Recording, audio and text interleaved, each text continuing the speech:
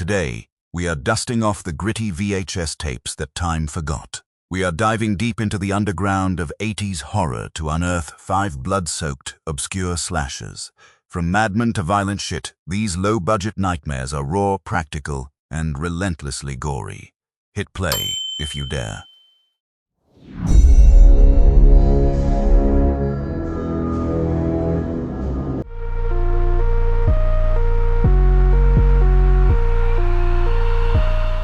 Madman 1982, directed by Joe Giannone.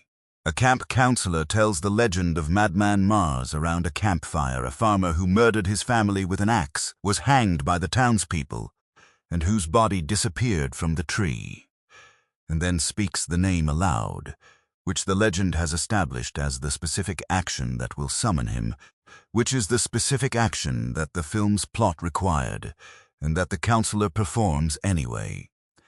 Joe Giannone made Madman for the Slash Company, with a production budget assembled from private investors who had been convinced that the slasher cycle Friday the 13th had established was commercially viable, and that a film made in the forests of Long Island for approximately $2 million could access that viability. The film was shot in actual woodland in Old Bethpage, New York, during a single autumn. The production schedule requiring night shoots in temperatures that the cast has described in subsequent interviews as genuinely dangerous, a circumstance that the performance's specific quality of physical discomfort reflects in ways that the lighting and production design could not have manufactured. The British Board of Film Censors placed Madman on the Video Nasties list based on the kill sequences. Practical effects work that the production's effects team constructed with a specificity that the board had determined exceeded what the slasher format's existing certified films had delivered. The specific sequence cited was the hot tub kill, a death achieved through practical effects involving a human body and a heating element, whose execution the board found sufficient grounds for the designation regardless of the fictional framework.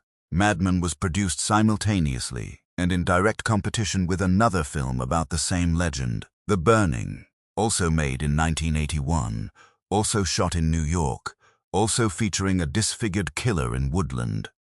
The two productions were being developed at the same time by different production companies who had independently arrived at the same source material. Giannone and The Burning's producers were aware of each other's productions during filming. Both films were released in 1981. The Burning received wider theatrical distribution. Madman received the Video Nasties designation. The competition between two simultaneous productions based on the same campfire legend has never been formally addressed by either production's legal representatives. Madman has been released through Vinegar Syndrome in a restoration. Joe Giannone made no further films. The Old Bethpage woodland locations are accessible. The hot tub used in the production's most discussed sequence was a practical prop constructed by the effects team and demolished after shooting completed. Madman summoned its killer by speaking his name. The Slayer summoned its killer from somewhere the film's characters could not speak the name of, from the specific territory of sleep, from the dream state that the film's protagonist had been navigating since childhood, and that the island where the film was shot had decided was no longer a private experience.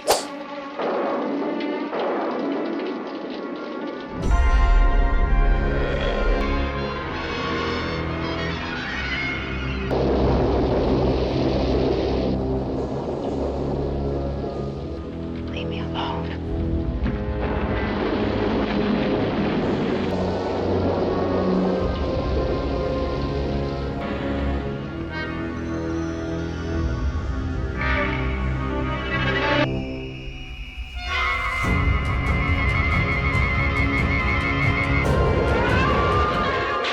Slayer 1982, directed by J.S. Cardone.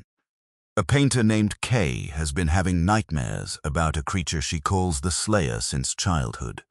Nightmares set on a specific island, whose geography she has drawn in her paintings for years without having visited it.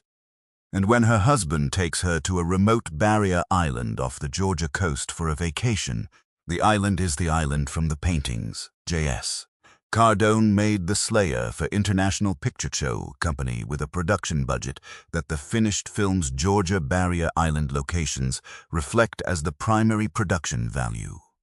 Actual coastal terrain, actual weather, actual isolation that the horror premise required, and that no studio construction could have replicated. The film belongs to the specific cycle of early 1980s supernatural horror that was attempting to integrate the slasher format's kill mechanics with the psychological horror tradition's interiority, a combination that the censorship boards of the period had not developed adequate instruments for, because the regulatory categories for slasher content and the regulatory categories for supernatural content were separate frameworks, and the film occupied both simultaneously. The British Board of Film Censors placed The Slayer on the Video Nasties list based on two specific kill sequences, a pitchfork death and a trapdoor sequence, that the board had determined exceeded the certified content of comparable supernatural horror films. The designation was maintained for several years before the board reviewed the film again and determined that the content was certifiable with minor cuts, a reversal that the film's production company received too late to effect the distribution damage the original designation had caused. J.S. Cardone subsequently wrote the screenplays for Wicked Little Things, Prom Night, and several other mainstream horror productions, a career trajectory that the Video Nasties designation his debut film had received did not interrupt, and that the mainstream horror industry apparently did not consider relevant to his professional standing. The Slayer's Video Nasties status appears in no studio biography of Cardone that his subsequent employers have published. The designation that banned his first film from British distribution for several years has been absorbed into his filmography as a footnote, rather than a defining professional fact, which is either a statement about the designation's actual significance or a statement about the film industry's relationship to its own history. The Slayer has been released through Arrow Films in a restoration. J.S. Cardone has continued working in mainstream horror production. The Georgia barrier island where the film was shot is accessible and continues to be used as a vacation destination. The creature K has been painting since childhood has not been officially classified. The Slayer brought its horror from the dream state onto a barrier island. Turkey Shoot brought its horror from a much more specific location, from the political imagination of an Australian filmmaker who had decided that the most disturbing horror was the horror that the present moment was already producing, and that the dystopian future the film depicted required approximately no extrapolation from the present to be credible.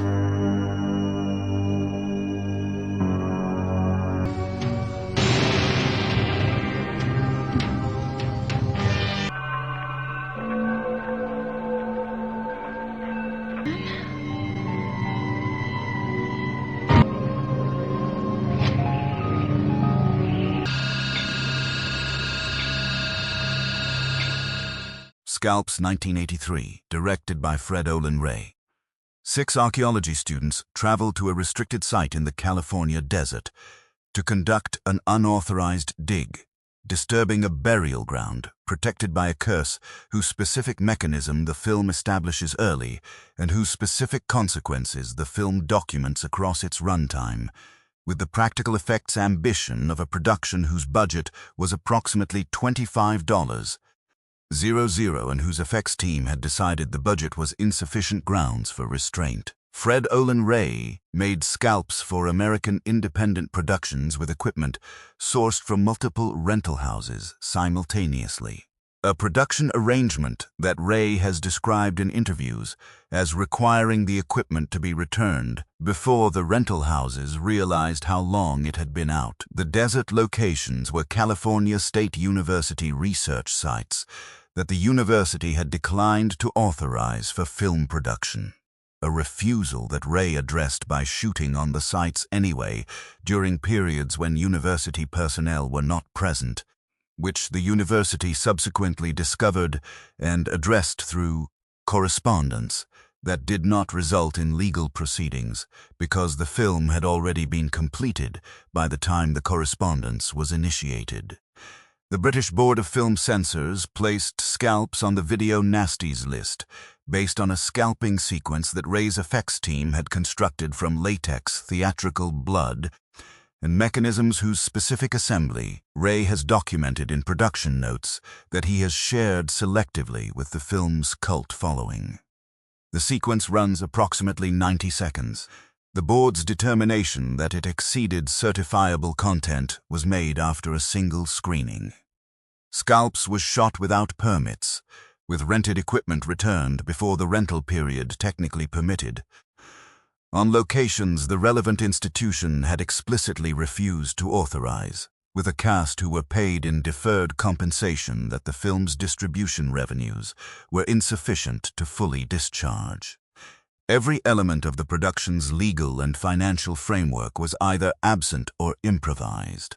The British Board of Film Censors, one of the most formally structured film regulatory bodies in the world, reviewed this $25. Susan production made without permits or proper authorization and determined that it required the same regulatory response as major international productions with full studio infrastructure. The designation placed Scalps on the same list as Cannibal Holocaust, which had a budget approximately 40 times larger and a production infrastructure that Scalps did not possess in any form. Scalps has been released through Vinegar Syndrome in a restoration. Fred Olen Ray has made over 140 films across his career. The California State University sites where the film was shot have been identified by location historians. The deferred compensation owed to the cast has not been officially resolved. Scalps was made without authorization on locations that had explicitly refused authorization. The Mutilator was made with full authorization, a completed screenplay, and a specific personal tragedy at its origin. A film whose central kill sequence was not invented by its writer-director but remembered.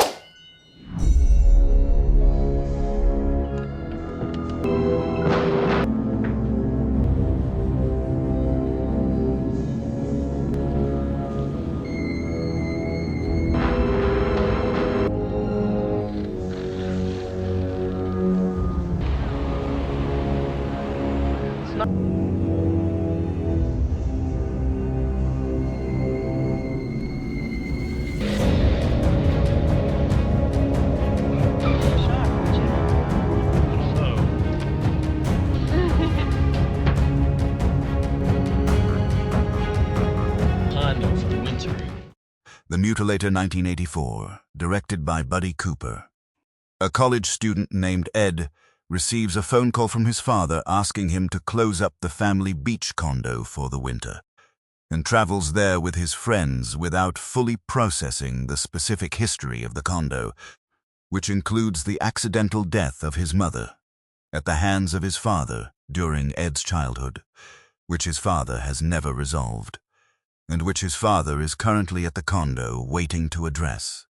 Buddy Cooper wrote and directed The Mutilator, originally titled Fall Break, from a screenplay based on his own childhood experience of accidentally killing his mother with a rifle he had been cleaning as a gift for his father's birthday. The biographical fact is documented in interviews Cooper gave during the film's production and release, and it gives the film's central relationship: a father whose grief has become homicidal, a son who does not understand the connection between his childhood accident and his father's current behavior, a psychological specificity that the slasher format's conventional motivational frameworks had not previously been required to contain. The practical effects work, designed by Mark Shostrom, achieved a level of explicit content that the MPAA reviewed and assigned an X rating, requiring Cooper to make cuts to achieve an R, cuts that reduced the running time and removed the sequence that Shostrom has subsequently described as the effects achievement he is most satisfied with in his entire career. The uncut version was released through the home video market under circumstances that the MPAA's jurisdiction did not cover, reaching the audience the theatrical cut had been modified to protect. The film's marketing campaign used the tagline "Fall Break" and was initially positioned as a college comedy. A deliberate misdirection that Cooper has acknowledged was the distributor's decision rather than his own, made on the calculation that the film's actual content was not marketable to the mainstream audience that the college comedy positioning could reach. Audiences who attended Fall Break expecting a comedy received The Mutilator. The specific gap between the marketing promise and the film's actual content generated the precise audience response, confusion converting to shock, converting to word of mouth, that the distributor's calculation had been designed to produce. The strategy worked. The film found its audience through the specific mechanism of deceiving a different audience first. The Mutilator has been released through Arrow Films in a restoration that presents the uncut version. Buddy Cooper made no further films. Mark Shostrom continued working in practical effects. The beach condo where the film was shot is a private residence in Atlantic Beach, North Carolina. The X-rated sequence that was removed for the theatrical release is present in the Arrow restoration. Violent Shit 1989, directed by Andreas Schnaas. A man named Karl the Butcher Schitter escapes from a mental institution and kills people in a German forest with whatever implements are immediately available. And Andreas Schnaas documented this on consumer-grade VHS equipment over several weekends in 1987 and 1988, with a cast consisting entirely of his friends, a practical effects budget of approximately $2,000, and a formal approach that the German censorship board determined was the most extreme content produced on German soil since the country's post-war regulatory framework had been established. Andreas Schnaas made Violent Shit in Hessen, Germany, as our private project with no distribution intention, a home movie about a serial killer made with the specific formal commitment of a filmmaker who had watched every extreme horror film available through the German VHS underground market and had decided that the content he had been watching was insufficiently extreme. The Bundesprüfstelle für jugendgefährdende Schriften, the German Federal Review Board for Publications Harmful to Minors, indexed the film upon becoming aware of its existence, a designation that made distribution to minors illegal and that functioned as an effective prohibition across the mainstream distribution infrastructure. Austria, Australia, Norway, and Finland subsequently imposed their own prohibitions. The film's distribution through the underground network that had developed infrastructure for moving prohibited content across borders made Violent Shit simultaneously the most banned German horror film of the decade, and the most widely circulated German horror film that no mainstream distributor had handled. The practical effects, constructed from latex, theatrical blood, and materials that Schnaas has documented in production notes as sourced from a butcher shop, achieve a biological specificity that the $2 zoo's own budget had not been expected to produce, and that the regulatory bodies that banned the film apparently found more objectionable than the production circumstances that had produced it. The shock element is precise and documented. The Bundesprüfstelle designation that effectively banned Violent Shit in Germany was issued in 1989. Schnaas made Violent Shit Tattooed in 1992, Violent Shit III in 1999, Zombie Doom in 1999, Anthropophagus 2000 in 2000, and Savage Dimitri in 2013. 6 productions across 24 years, all made in Germany, all by a filmmaker whose first film the German regulatory system had indexed as harmful to minors. The regulatory designation that was designed to end Schnaas's filmmaking career before it began, instead, provided him with a distribution model. The underground network that moved prohibited content was more efficient than any mainstream distributor he could have accessed, and a creative context within which every subsequent production was measured against the standard the prohibition had established. The German Federal Review Board has indexed several of his subsequent films. He has continued making films regardless. Violent Shit has been released through Real Gore Releasing. Andreas Schnaas continues making films in Germany. The Hessen forest where the original film was shot has been identified by location historians. The butcher shop that supplied the effects materials has not been identified. Karl the Butcher Shitter has appeared in all 6 productions in the series. Those were 5 blood-soaked tapes that dragged us right back to the gritty VHS era. Did you ever sneakily rent any of these back then? Share your underground horror memories in the comments below. If you crave more of that raw, nostalgic cinema, make sure to smash that like button and subscribe so we can keep rewinding the classics together. Thanks for watching, and I'll see you in the next nightmare.